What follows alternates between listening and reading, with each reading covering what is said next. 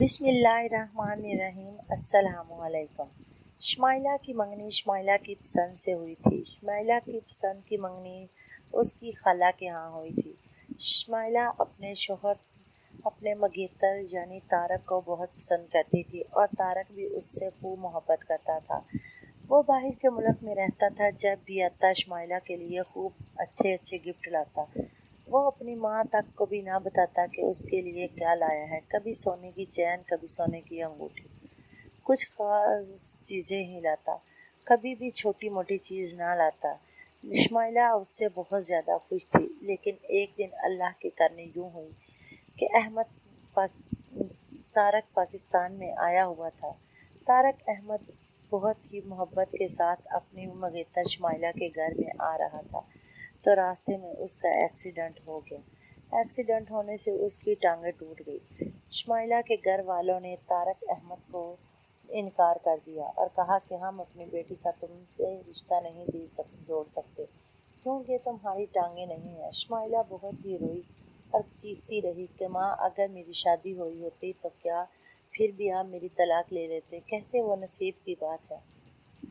वक़्त गुज़रता गया। शमाइला की शादी किसी और जगह हो गई और जिस दिन शमाइला ब्याह कर गई तो पता चला कि वो जो लड़का उसका शोहर बना है उसकी टांगें मसनूई हैं।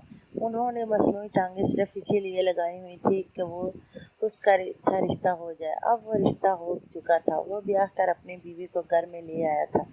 जब वो अपनी बीवी के पास आया तो व्हील चेयर पर आया। शमाइला ये देख कर परेशान हो गई और पूछने पर बताया कि तुम मेरी हो, तुम्हें तो मुझसे मोहब्बत है और तुम्हारे वालिदैन ने तो मेरे चेहरे और मेरे कारोबार देखा है। टांगों से क्या फ़र्क पड़ता है। मेरा अच्छा कारोबार है, मैं तुम्हें खूब खिलाऊं पिलाऊंगा, कभी भी किसी चीज़ की कमी ना आने दूंगी। शमाइला ये बात देख कर हैरान रह गई कि अल्लाह की कुदरत बड़ी बेनियाज है। अगले दिन उसके माँ बाप के पास अब करने को कुछ भी ना बाकी था क्योंकि वो निकाह करके चली गई थी और शमाइला को वैसे भी अब ये रिश्ता मंजूर था।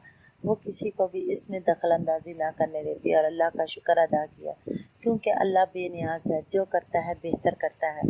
तो उसके वालिदैन को एहसास हो गया कि हमने उसको ठकराया, लेकिन फिर भी हमारी बेटी के नसीब में टूटी टांगों वाला ही शोहर मिला।